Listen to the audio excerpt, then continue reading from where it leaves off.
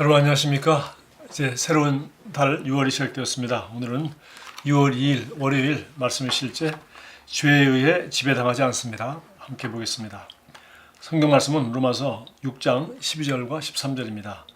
그러므로 너희는 죄가 너희 죽을 몸을 지배하지 못하게 하여 몸의 사욕에 순종하지 말고 또한 너희 지체를 불의의 무기로 죄에게 내주지 말고 오직 너희 자신을 죽은 자 가운데서 다시 살아난 자 같이 하나님께 드리며 너희 지체를 의의 무기로 하나님께 드리라. 로마서 6장 6절에서 사도 바울은 성령의 감동으로 이렇게 썼습니다.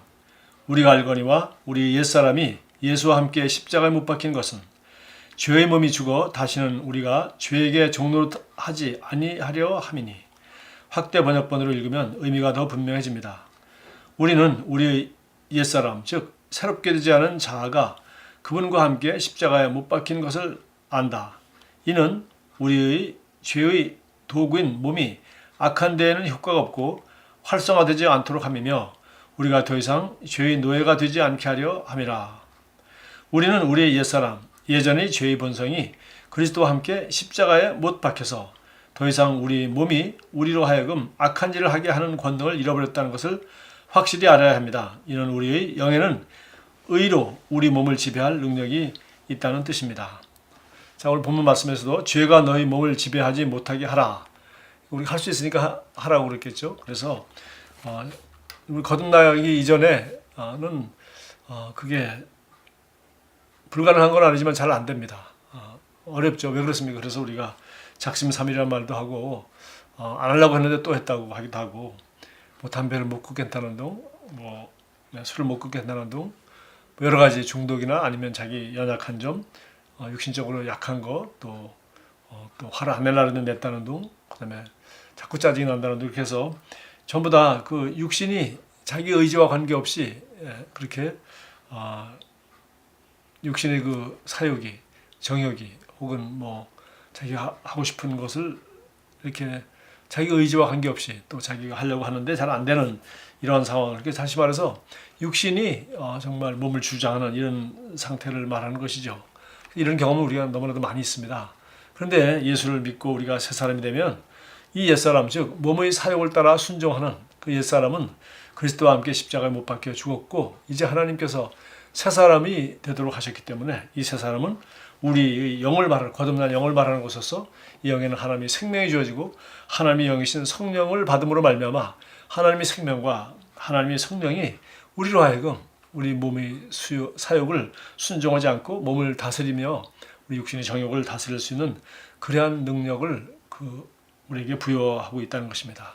이 사실을 알고 우리가 이제 거듭났으니까 전혀 육신의 정욕이 나를 지배하지 못하는 것이 아니라 여전히 우리가 허락한다면 여기 말한 것처럼 너희 지체를 불의의 무기로 죄에게 내주지 말고 우리 몸을, 우리 생각을, 우리 눈을, 우리 관심을 불의, 즉 좋지 않은 것, 하나님께서 그러다고 하는 것, 옳다고 하지 않은 것에 관심을 두면 우리 몸과 우리 눈과 우리 생각이 거기에 머물고 결국은 그걸 따라가겠죠. 그러나 불의 무기로 죄에게 내주지 말고 우리가 내주지 않을 수 있는 능력이 있고 지혜가 있고 그런 의지가 우리가 있다면 우리는 얼마든지 오직 너희 자신을 죽은 자 가운데서 다시 살아난 자 같이 하나님께 드리며 너희 지체를 의의 무기로 하나님께 드리라. 해서 우리가 좋은 도구로 우리 몸을, 우리 생각을, 우리 의지를 사용할 수 있다는 것입니다.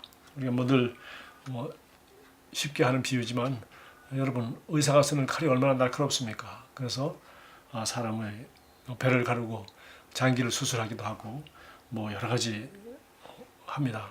그러나 똑같은 칼 가지고 사람을 다치게 할 수 있고 심지어 사람의 생명을 빼앗을 수도 있지 않습니까?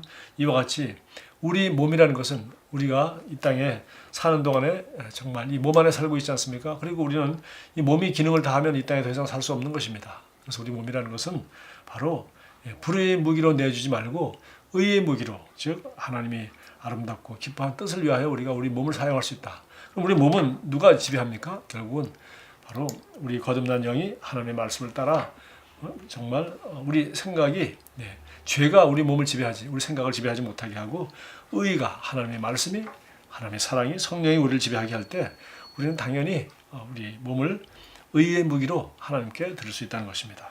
계속해서 보겠습니다. 아담이 에덴 동산에서 타락했을 때 인간은 감각에 굴복하여 결국 몸의 지배를 받게 되었습니다.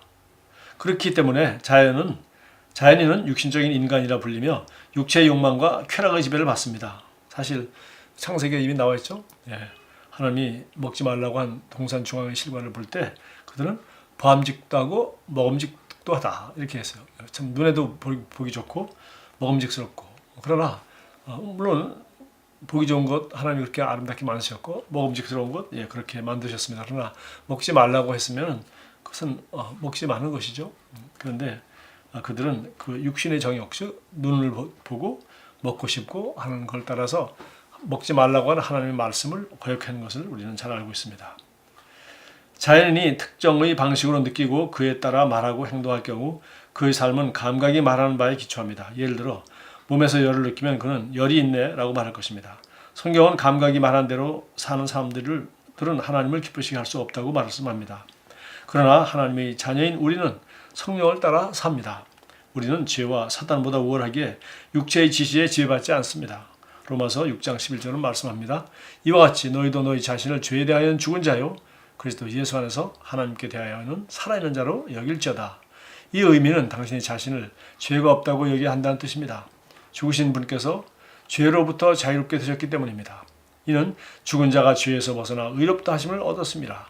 만일 우리가 그리스도와 함께 죽었으면 또한 그와 함께 살 줄을 믿노니 이는 그리스도께서 죽은 자 가운데서 살아나셨음에 다시 죽지 아니하시고 사망이 다시 그를 주장하지 못할 줄을 알미로라. 바로 예수님을 죽은 자 가운데서 다시 살리신 그 예수의 영인 성령님이 우리에게 영생을 주시고 또 우리 안에 거하심으로 말미암아 우리는 성령 충만하게 하나님 말씀과 성령 충만한 우리 기도 가운데 우리는 항상 죄가 우리를 더 이상 다스리지 못하도록 우리 몸을 죄에게 내주지 않고 정말 하나님 말씀대로 성령님의 인도대로 살 수 있도록 말씀과 성령이 다스리는 그런 거룩한 삶을 살 수 있다는 것입니다. 죄가 더 이상 당신을 통치할 수 없다고 성경에 말하는 것은 당연합니다.